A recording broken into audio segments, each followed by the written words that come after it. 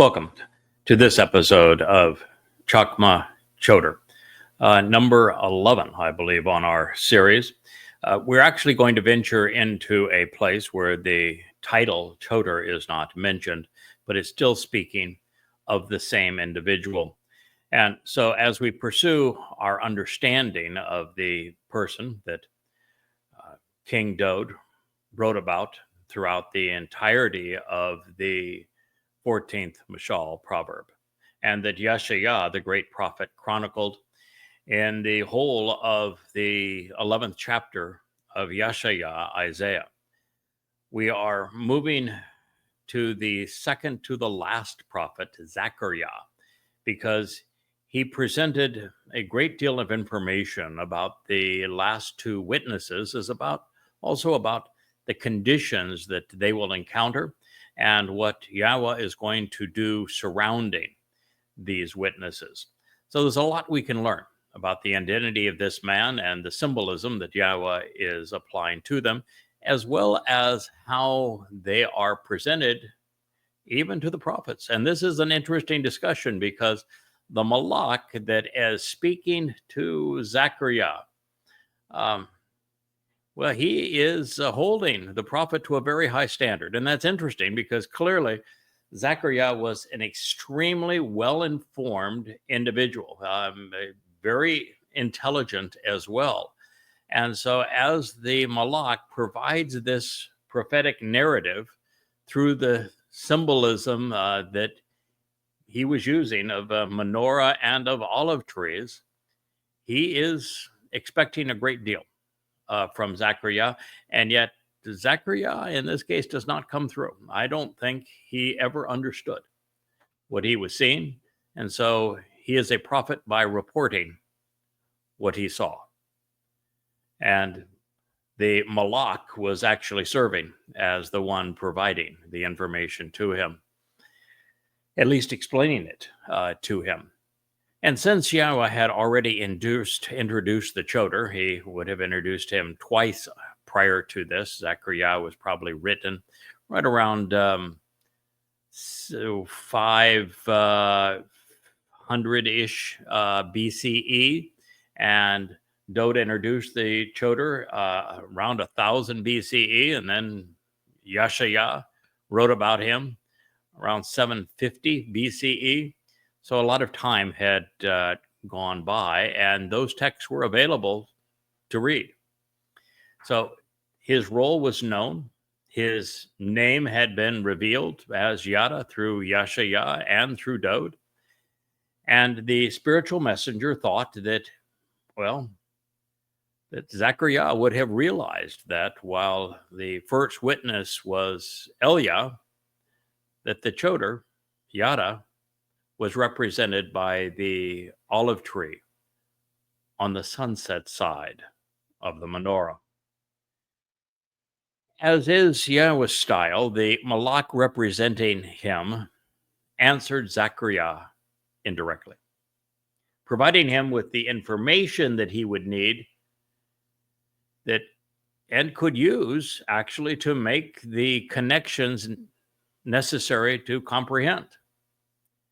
It's the way that Yahweh likes to communicate with us. He wants to, he's like the greatest of the teachers. If you go to a class and the professor just stands up there and said, the answer to the first question is X, the answer to the second question is Y, actually the third question is Z, and you have a nice life. Oh boy, that was fun. You write it down, you regurgitate it, but you've learned nothing. And that's not the way that Yahweh teaches, and therefore not the way the Malach came across. Yahweh likes to say, here's the picture that we're going to talk about. I'm going to begin this narrative, and in this narrative, I'm going to give you lots of interesting symbols and clues, and I'm going to present it to you as a whodunit.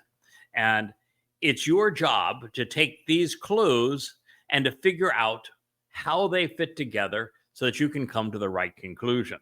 Because when you do that, you've used your brain, you've engaged in the process, you've come to understand all of the environment, and it's just a much more satisfying experience. And that's the way that Yahweh likes to communicate. And plus the fact he's trying to put together a filter, if you will. If you're just too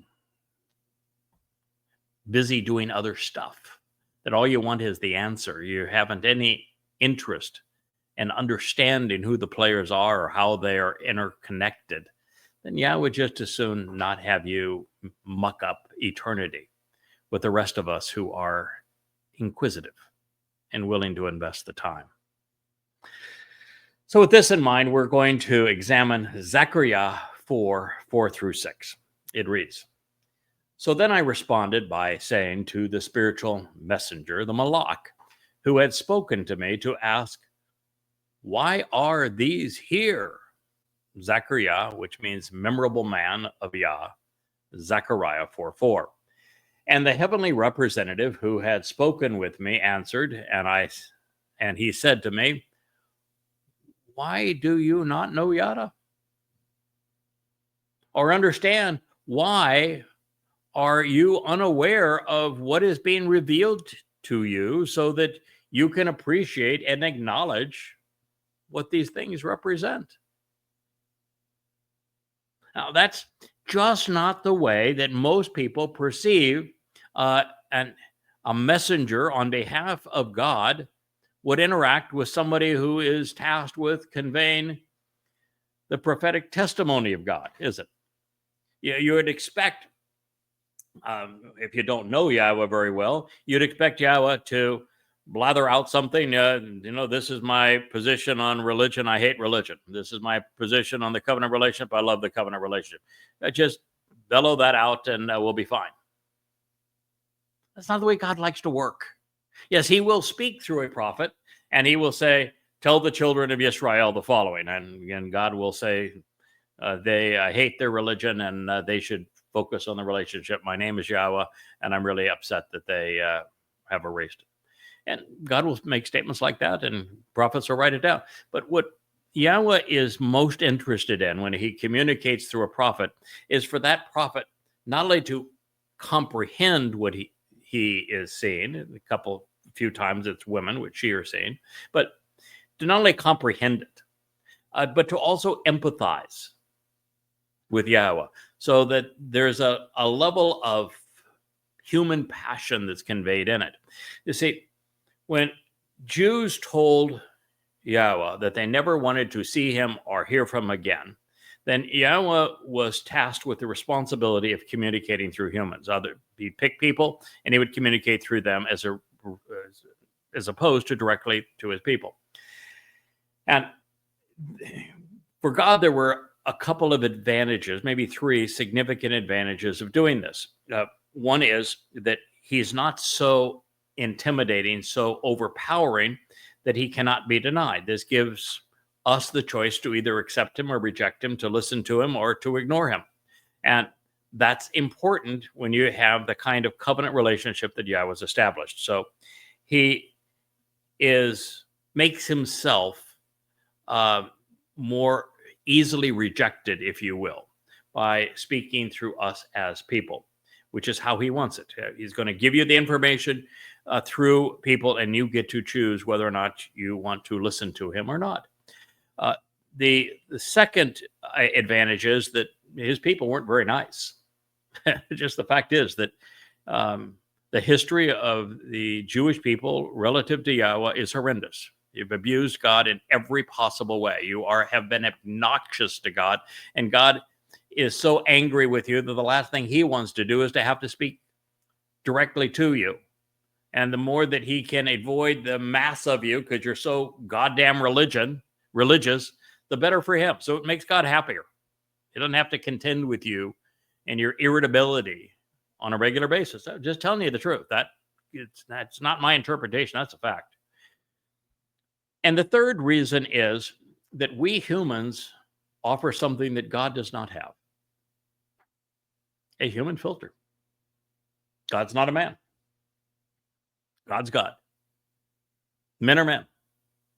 And so when I speak to you about God, I can filter what I have learned about God through the human experience.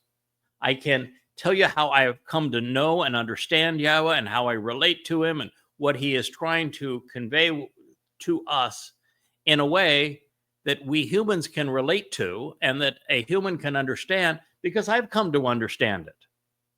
And so that's why it's so much better for God to communicate with the prophet, as he is doing here with Zechariah, by saying, why don't you understand this?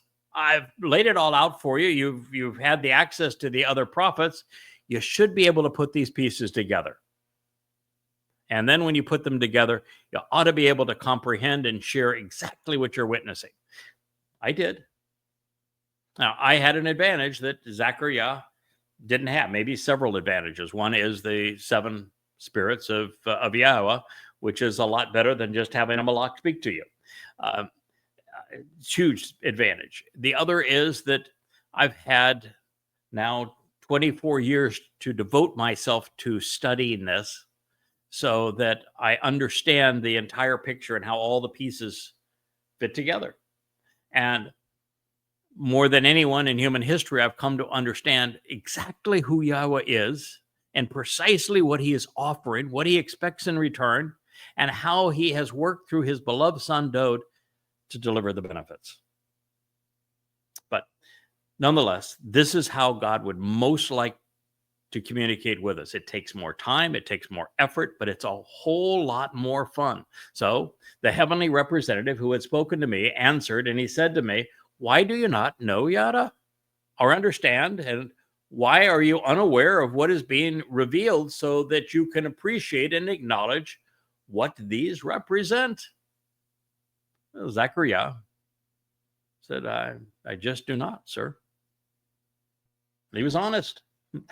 Sometimes an honest answer is not a good answer, but it's better than a dishonest answer. And of course, it's humanity's fault. We have been given the information we need to understand regarding who is doing what, when, where, and why in God's overall plan. While he was not guilty of it, the biggest culprit is religion, because it tends to corrupt and counterfeit everything.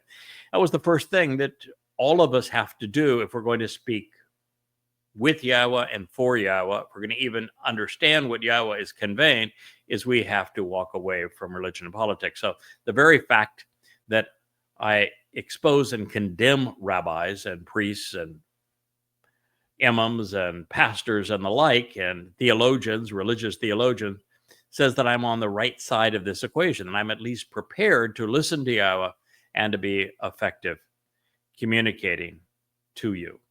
And that's important. But the other part of the equation is that you need to build this foundation of knowledge so that you're in a position to process it in a way that you come to understand. And then when you do, you need to share what you've come to learn. So that is what God wants us to do. Now, in the case of Zechariah, to be fair, YAHOWah did not want his people to know this. And you might say, well, that's why would God have a revelation if he didn't want his people to know it? Well, it's because his people were so religious and so hostile to him that they would have used the information, had they understood it, to promote their religion and twisted the message that God was conveying. It is much better that they just scratch their head and say, like Zechariah, I don't get it. I don't know what these things represent.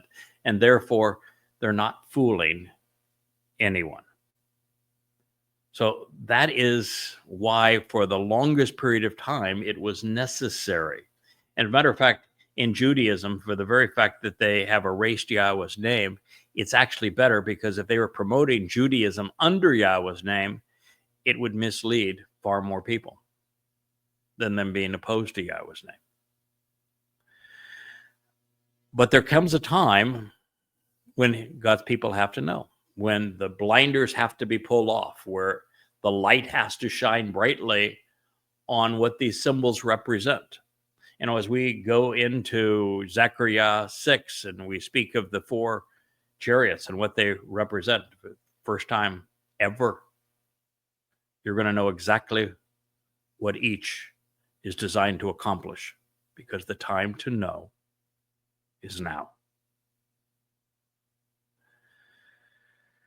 So in this case, the Malach, or the spiritual messenger of Yahweh, is introducing the first of the two final witnesses.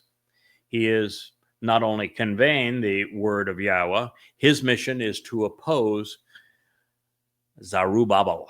Zerubbabel. What is Zerubbabel? Well, Zerubbabel is the nauseating seed of the Lord and the confusion sown by Babylon's propensity to commingle. Then he answered and he said to me, this is the word of Yahweh against Zerubbabel, the nauseating seed of the Lord, the confusion sown by Babylon's intermixing. It is L to and in opposition to Zerubbabel, that which is sown and scattered by Bel, the Lord, on behalf of the confounding nature of Babylon.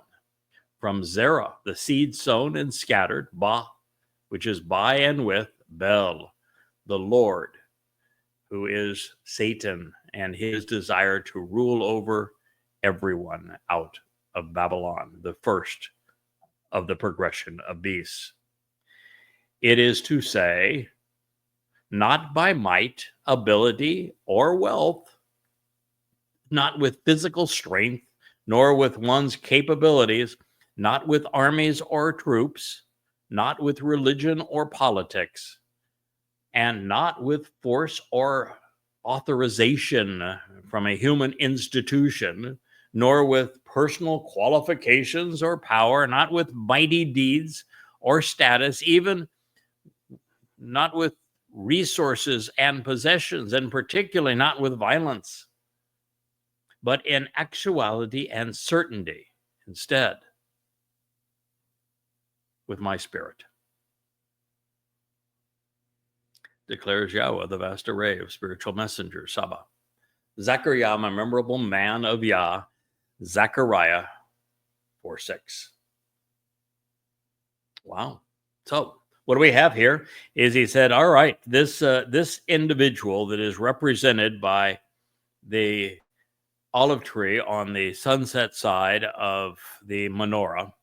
You see the menorah over my left shoulder. God wanted to make certain that this olive tree was planted right beside that menorah.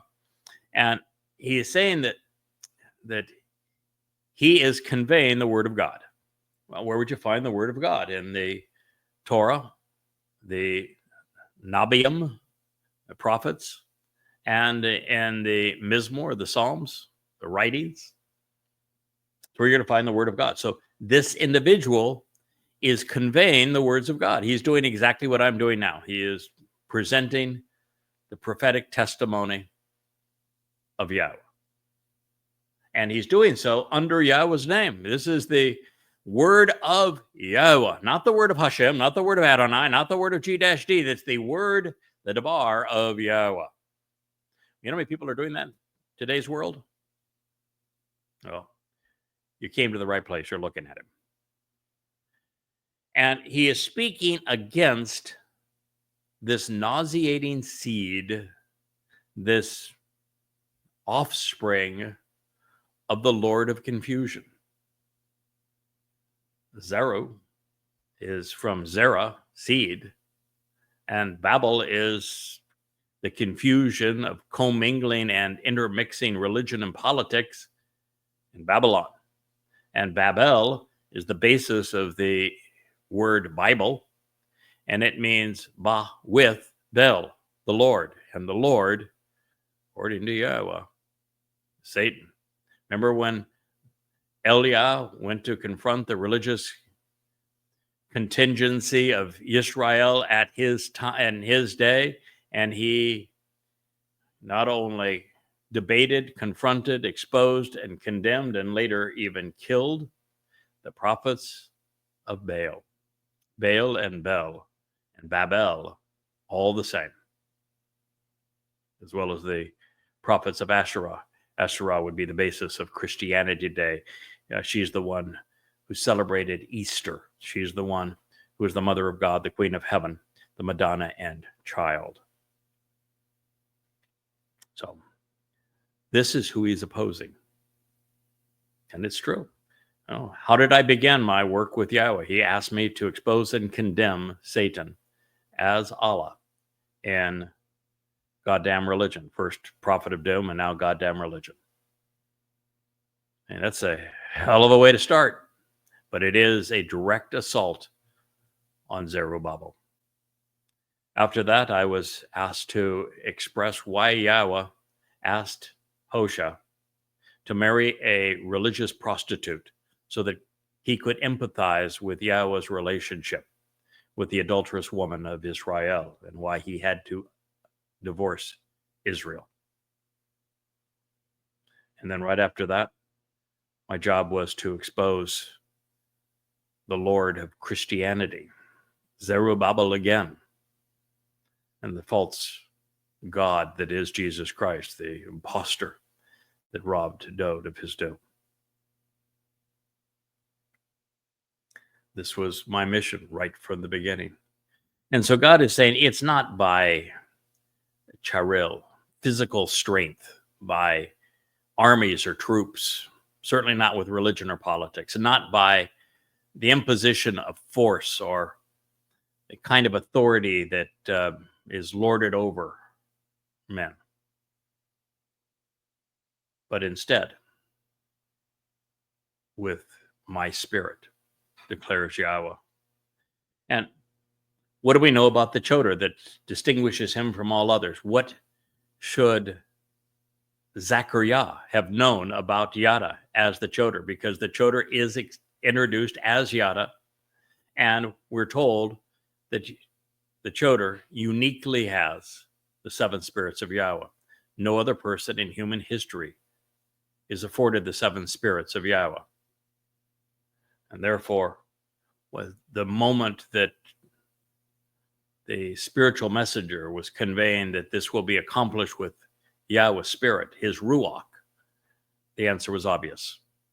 He should have recognized him instantly at that point. That's why Isaiah is so important. Excuse me one second. My Labrador likes to, as I've said, she's a bit of a neurotic dog and goes after herself if I don't pay attention to her and tell her to stop. So I got her attention. Now, this is not to say that the two messengers represented by the early and late olive trees would be, well, they will be firmly rooted in the ground. This is part of the message of why the metaphor of an olive tree was chosen. And they're firmly rooted in the land of Yisrael. As a matter of fact, when you're speaking of a Choter, he's a stem off the main branch. And the main branch, of course, is Dowd, and he's the sucker that gives the fallen stump of the olive tree, representing Yisrael, new life.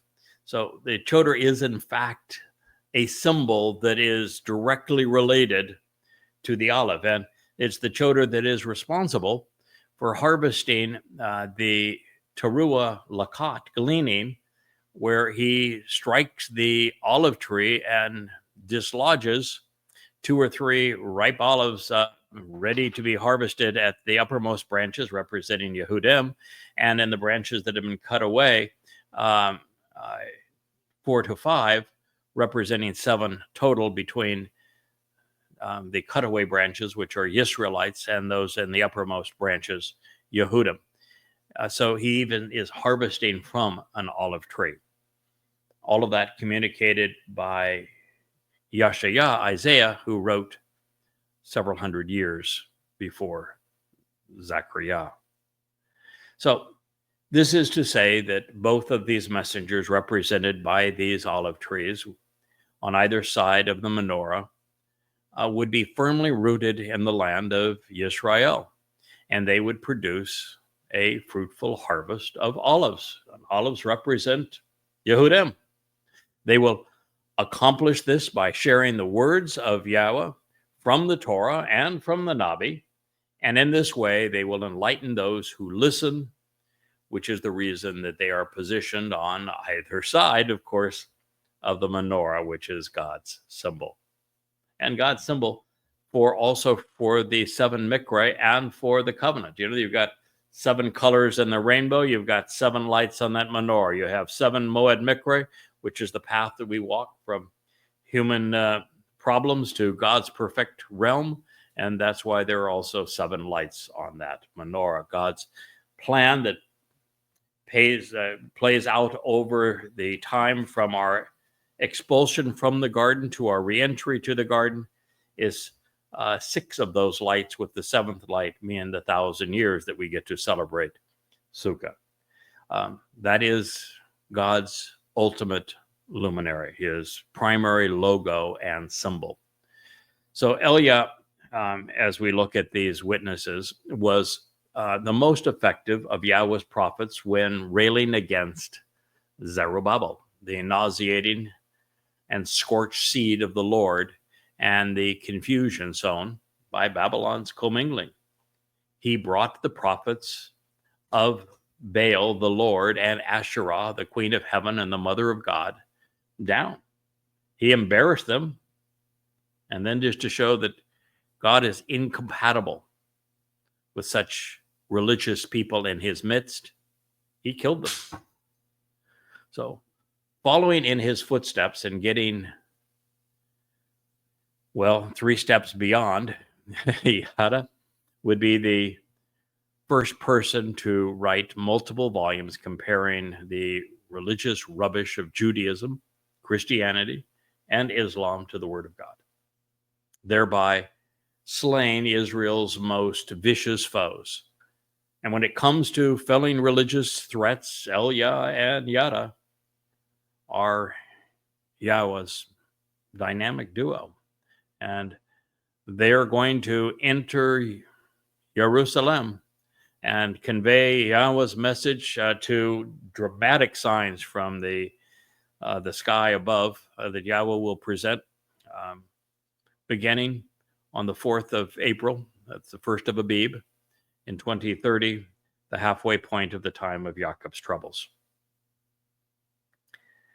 And this means that the 2 witnesses will be, especially effective, speaking out against that which is sown and scattered by Babel, the Lord, being with the Lord, particularly in association with Satan's affinity for the confounding nature of Babylon. Religion is the byproduct of intermixing and commingling the truth with lies to effectively deceive. And you want to think this through. At this time, you're going to have the ultimate beast, which is the beast of Roman Catholicism. You know, that when Dode was explaining the migration of the beast to Daniel, and he began with saying that the whore that begot the beast is Babylon, where religion and politics were intermingled, and where the religions that are now practiced as Judaism, Christianity, and Islam were ultimately derived. And then it progresses from the horrors of Babylon through Media Persia, through Macedonian Greece, through the bloody red nature of Rome, and then ultimately to the Roman influence, the Roman Catholic Church, that would tread upon the whole world. And as the Roman Catholics, starting tomorrow, pick their next pope, all of the candidates will be anti-Semitic. All of the candidates will hate Jews. They will despise Israel. They will.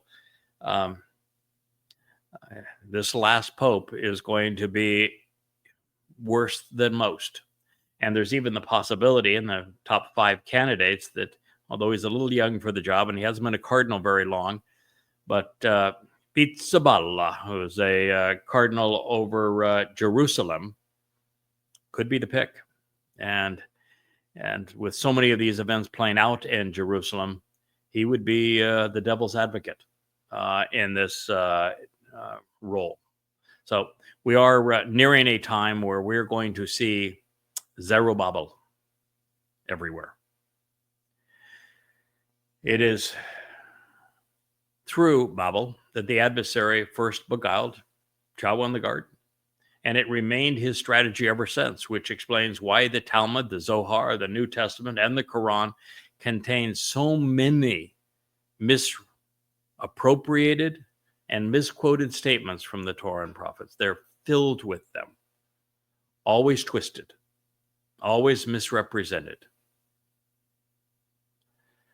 When Zerubbabel, well, it is a name, and when considered for what it conveys, it addresses the seed of Babylon. Like everything else associated with Satan in Zerubbabel, there is a commingling of good and bad. On one hand, the word represents that which has been Zerah, sown, and scattered, Babel, by the Lord of Babel, Babylon. This is consistent with the realization that Yahweh will deploy the two witnesses to call his people home from Zerubbabel, Babylon.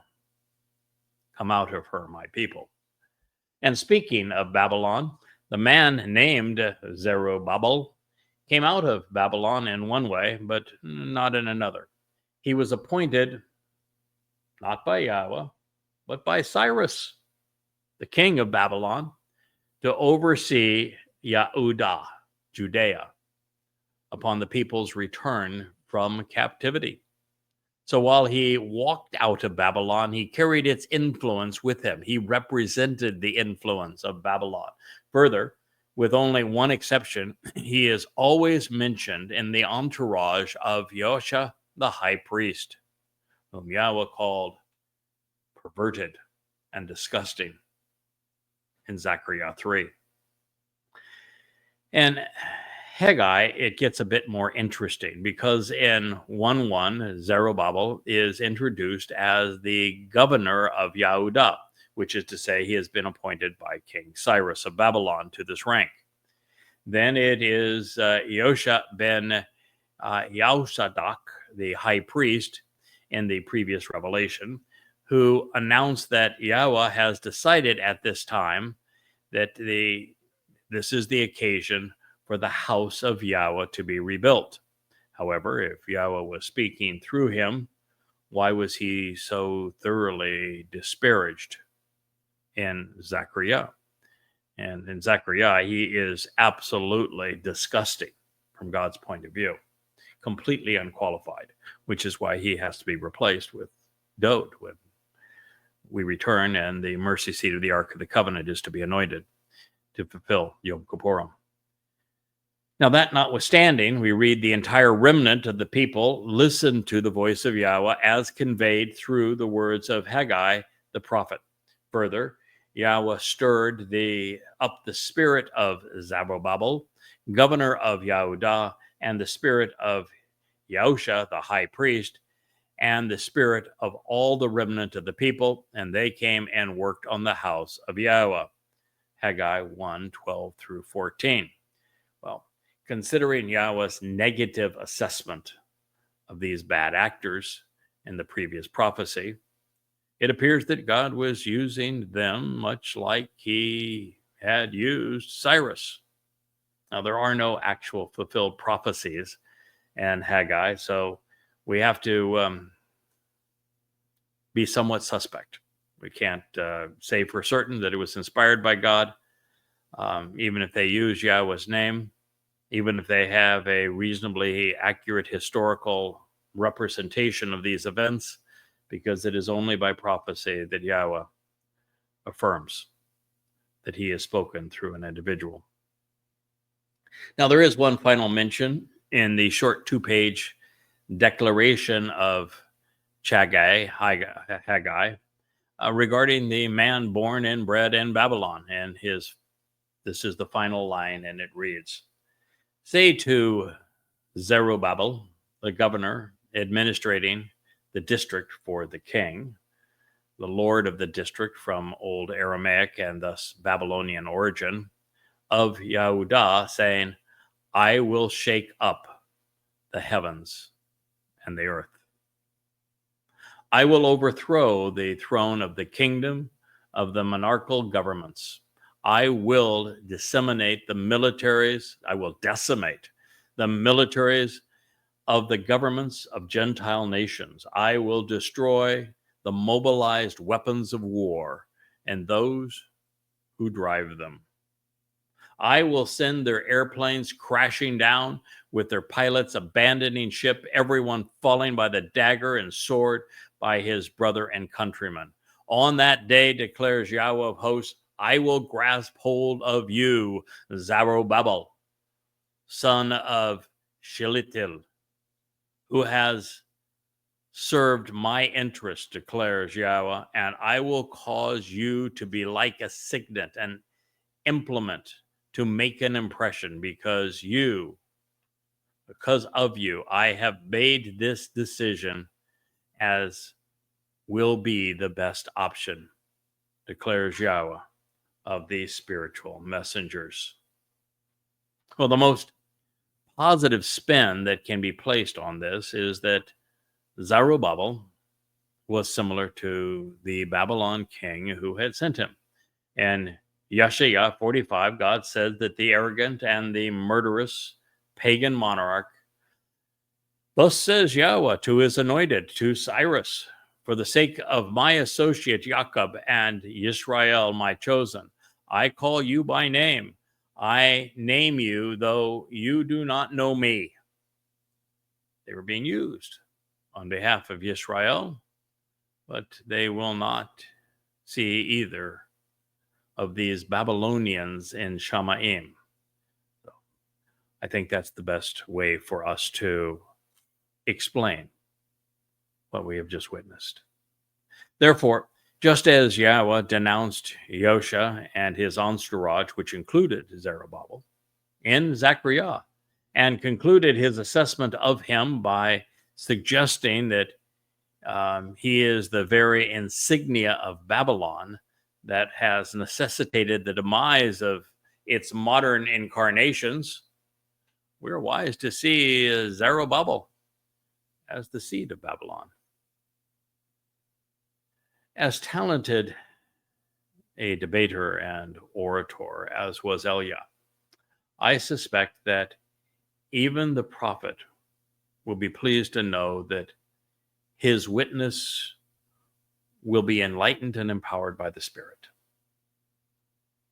He went after Baal, the Lord, previously and made mincemeat of Satan and his prophets. But a lot has transpired in the ensuing millennia. And the forces of evil have honed and they have diversified their game. And the two most pervasive captivated attention by pilfering the things of God, corrupting them, and intertwining those perversions with a plethora of their own would be represented by Christianity and Islam, later developments along the way. As we know, Yahweh used an ordinary man coupled with a strong and forceful hand to withdraw his people from Mitzrayim. But this final mission is different. Babylon isn't so much a place of slavery, but a host of debilitating and integrated political and religious institutions and crippling beliefs. The havoc brought to bear on Israel in the end by these forces will be denounced by these individuals, both Elia and Yada, both alongside a menorah, operating under the sign of the menorah. Then when shouting is over, just as we read in the 14th Mashal, the foolish will die, as will those who, they will die so that those who are right will have the opportunity to live. They cannot be allowed to enter the millennial celebration of Sukkah, as it would destroy our return to Eden. That's a rough blow for many Israelis that have been beguiled into thinking that rabbis somehow speak for God, that there won't be a single practitioner of Judaism in Shamayim, or that will enter the millennial Shabat, and that their rabbis are going to find a far worse fate than having their souls annihilated at the end of this time, which is having your soul annihilated is not a reward nor a punishment. You just ceased to exist. But the rabbis who have made merchandise of men, they will suffer a far worse fate, as they will be dispatched to Sheol. Now, speaking to those who respect the might of nations and their militaries over the Spirit of God, authority figures over the inspiration that Yahweh has conveyed, the spiritual messenger asked the following question: do you think you are a great and prominent figure? Before the presence of Zerubbabel, the confusing seed sown by Babylon, there will be a leveling out of those no longer upright. Then he will remove the capstone amid deceitful and destructive shouts of show favoritism, considering her vast popularity. Zechariah 4:7. I don't know how many times, but it is often that I have been told that you can't be right as a single individual, and the billions who believe Christianity and Islam are all wrong. But yes, it's true. The things which are popular are never of God. The things of God are Kodesh, they're set apart, they're unique, they're uncommon. Most common things in our society have been and continue to be religion and politics. If you are into religion and politics, then you are common. And the fact of the matter is that the common is of man, where the uncommon is of God. And so God's not looking for a prominent individual that he would, Trump said yesterday that he was the chosen one. If you are a politician, you are not the chosen one. If you are a religious cleric, you are not the chosen one. The chosen one was chosen at 8 years old, shepherding sheep. He had absolutely no political, no religious, no scholarly qualifications whatsoever. He was not a great warrior. He was not a great leader. He was not a great orator. He was out tending sheep.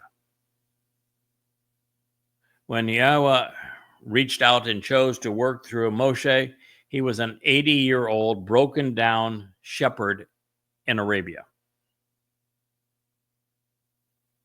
So don't be thinking that you're somebody important.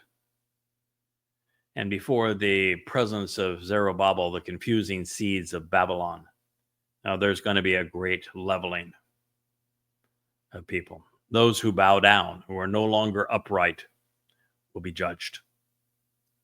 And then he's going to remove the capstone amid the deceitful and destructive shouts of, oh, please show favoritism considering her popularity. Oh, yeah, religions are all popular. So are political candidates. But not with God.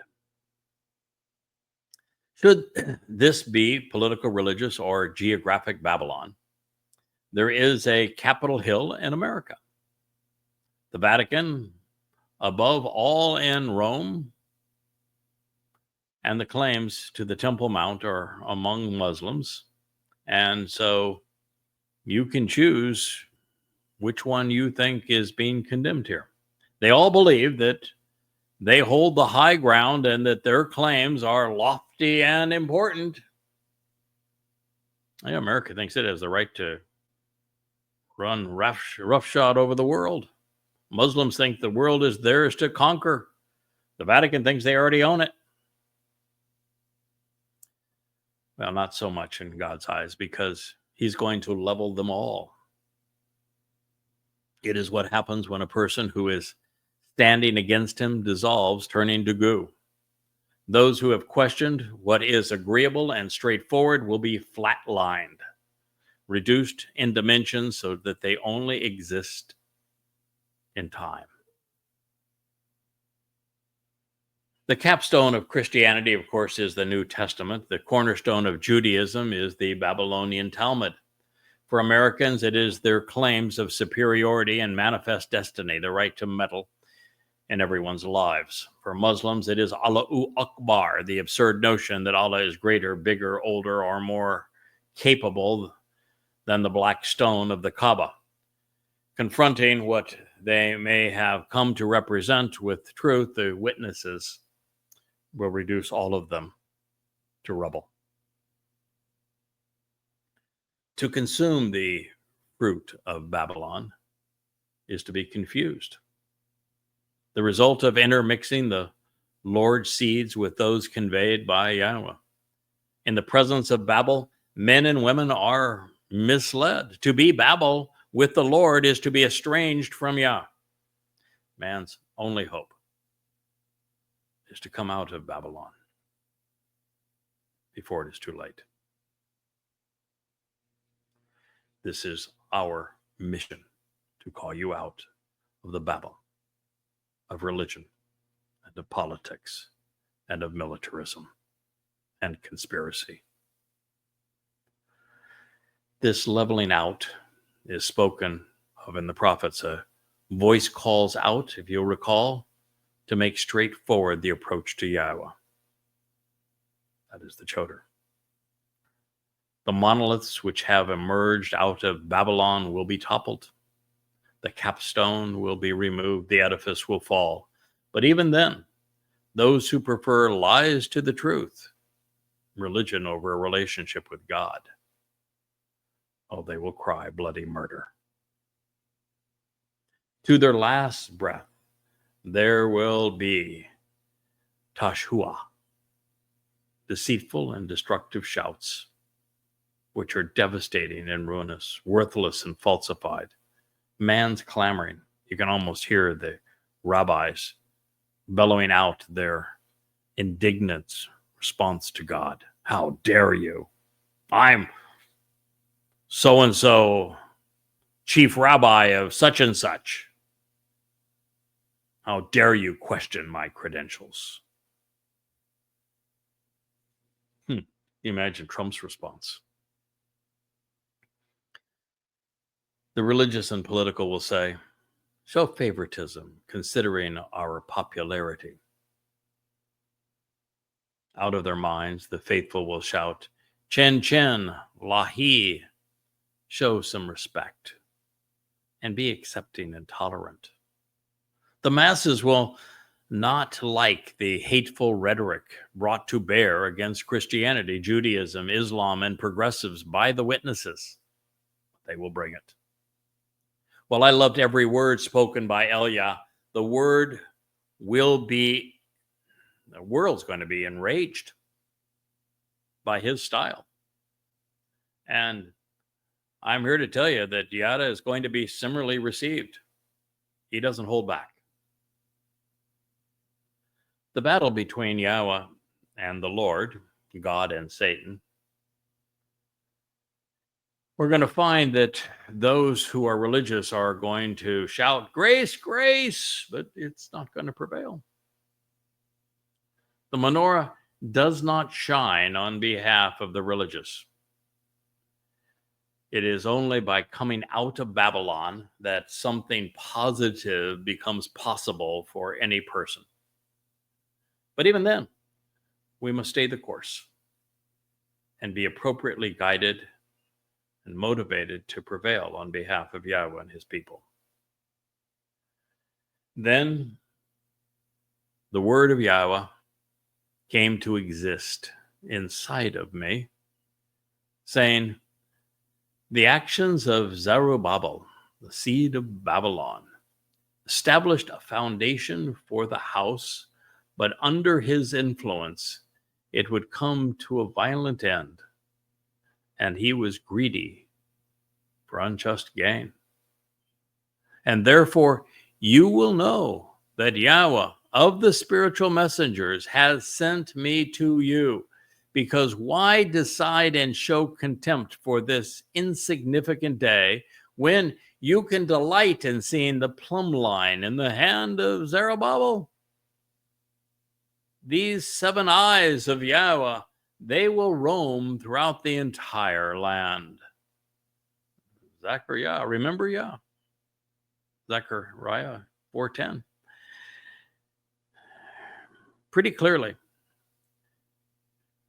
God wanted to have a second temple built, but didn't really much care what it looked like.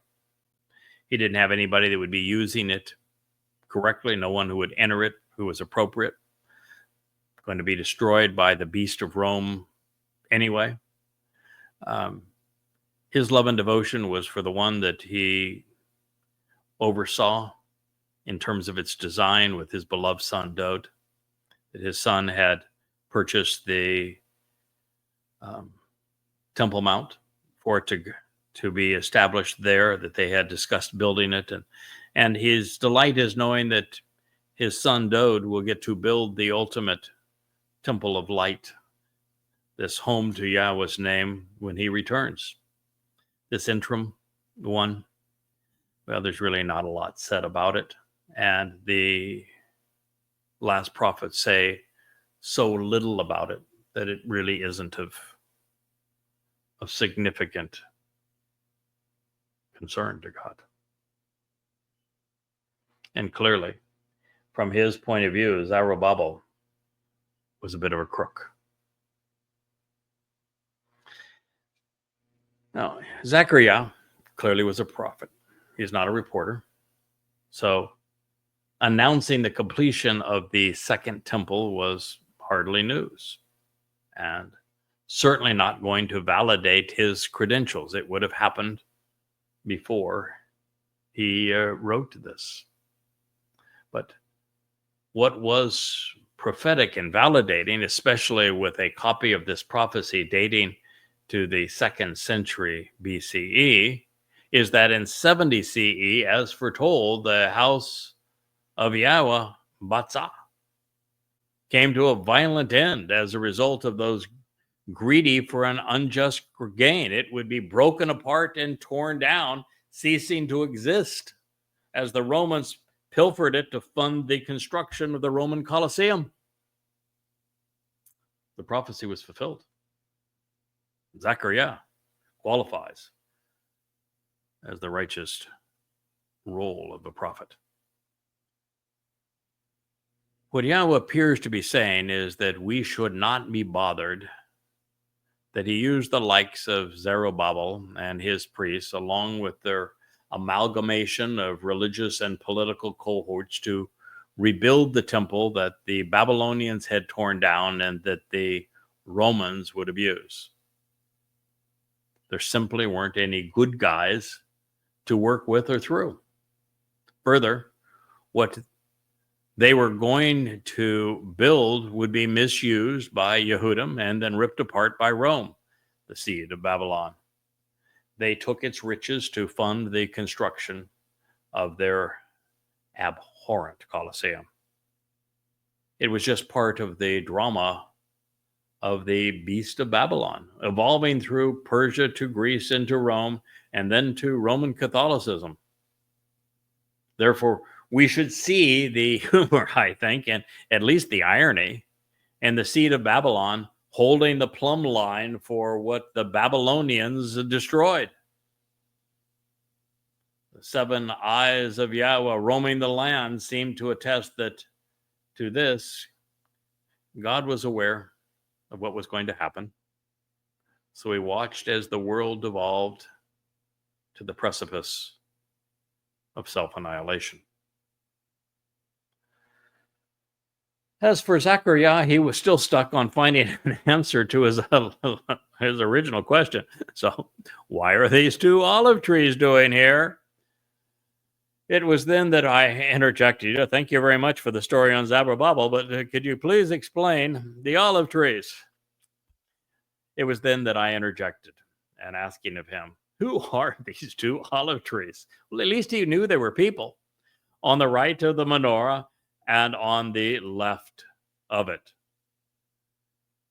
And when I made a second request and asked of him, who are these two stems, these sprigs, speaking of smaller shoots off the main branch, Choteresque, don't you think, of the olive trees, which are within reach of the two golden pipes, the conduits to transport the oil to feed the lamps, pouring forth out of them that which is golden, brilliant, and shimmering, valuable and desirable. Zechariah, remember Yahweh, 4:12.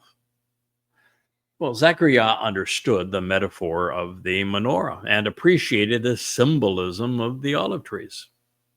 He wanted to know why there were two of them, and he wanted to ascribe names to them so that they were properly identified. In the process, the prophet offered, I should say, really some useful insights. He inferred that the operative portions of these olives were shibboleth. That means they were smaller stems off the main branch. And that is to say, they were Choteresque.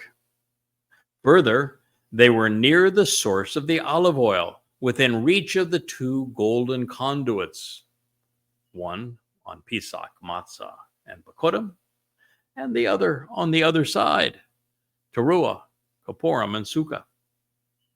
As a result, that which is zahab, brilliant and valuable, well, it would flow out of them. This is to say that the Spirit would inspire them to speak the word of Yahweh with competence and with authority. And so he replied to me by asking, even now, do you not know Yada and realize who these are? He expected him to know. And if he expected him to know, then there's enough evidence that has already been given to us to ascertain who they are. And therefore, God is challenging everyone all the way up to this day to come to the proper conclusion by putting the pieces together to deduce their identity. And so he replied to me by asking, even now, do you not know Yada and realize who these are? Again, I answered, no, sir. So he said, they are the two sons, the prodigy, the offspring of the olive oil, and thus anointed ones, who stand present and before Yahweh for everyone on earth. This will happen only one time. And it will happen for 3.5 years. Now, independently, Eliah served as a brilliant luminary for Yahweh in opposition to religion and politics in Israel. There was no more brilliant orator.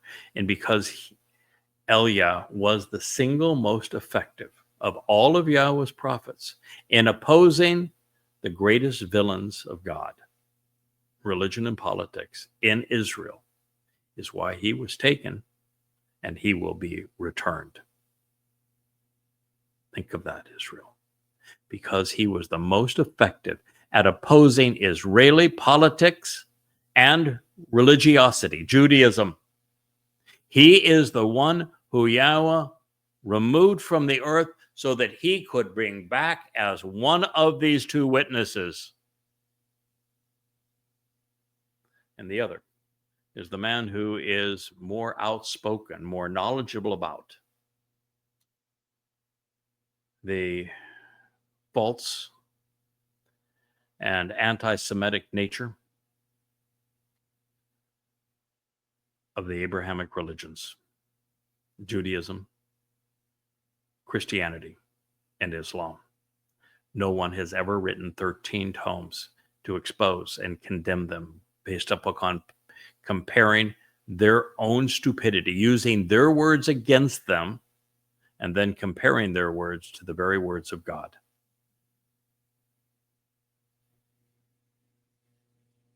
They are the two olive trees. They've both been anointed spiritually by Yahweh. They're both represented by the idea of branches and stems, as is the Choter.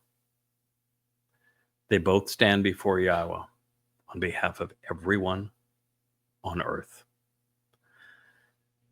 They will speak from the Temple Mount, purged of all religious buildings and artifacts.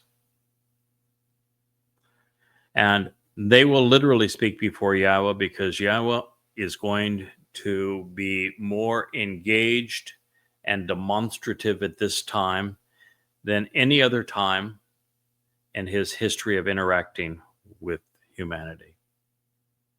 He's going to raise the Nesh, which is these volumes that I have written, along with the Yada Yahowah blog that we have produced. He's going to raise his symbols. He's going to have a giant flying scroll that will be some 30 feet by 10 feet tall, enormous, that will be hovering above the two witnesses. He's going to have the miracle of the destruction of the Dome of the Rock and Alaska Mosque, the Dome of Ignorance and Oppression, and the Mosque of Demons and Death, obliterated. He's then going to coordinate the events of the sacrifice and the funeral proceedings of the Adamah Parah, the red heifer, to purify the adulterous woman of Israel for Dod's return. He is going to be exceedingly active. I think it is likely that he will lift up copies of the original 2 tablets that he carved in stone so people can see exactly what he had to say. I think we're going to see portions of the original autograph of the Torah scroll. I wouldn't be surprised if we see the Ark of the Covenant. And I know we're going to be living in a replica of the tent of the Restoring Witness on top of Mount Moriah at this time. And we will be superhuman. Spiritual messengers, like the Malach here. We'll be able to speak in any language, comprehend any language, be miraculous in our dealings, and be completely and totally protected from all harm until such time as the Choter asks the Malach to stand down and makes himself susceptible to being attacked by the ultimate beast, the corporeal manifestation of Satan, who will be there present in Jerusalem at this time. But it is the first time that anyone spoke before the presence of Yahweh for everyone on earth. And make no mistake, well, Jews know that Eliah is one of the two because it is presented in the last chapter of the last prophet, Malachi. There are 2 of them. And the other one was named in Zechariah 4. Is Yada.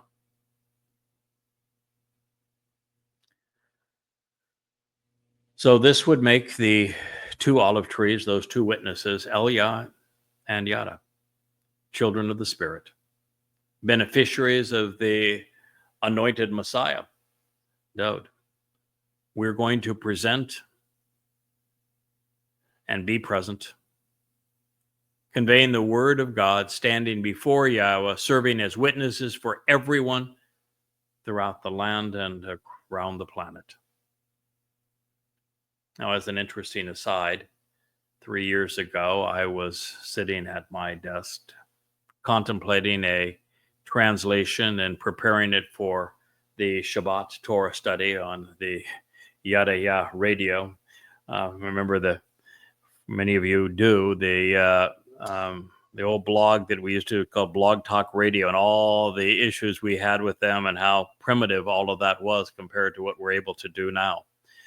Well, at the time, my fiance, now my wife, asked, so, what's going to happen to the scratchy and itchy one? She didn't call her that at the time. She wasn't scratchy and itchy then. She is now. Asher was our Labrador puppy at the time, after the upcoming harvest. And I said, well, good question. Let's ask Yah, can we bring her with us? To which Yahweh said, so where do you think you're going?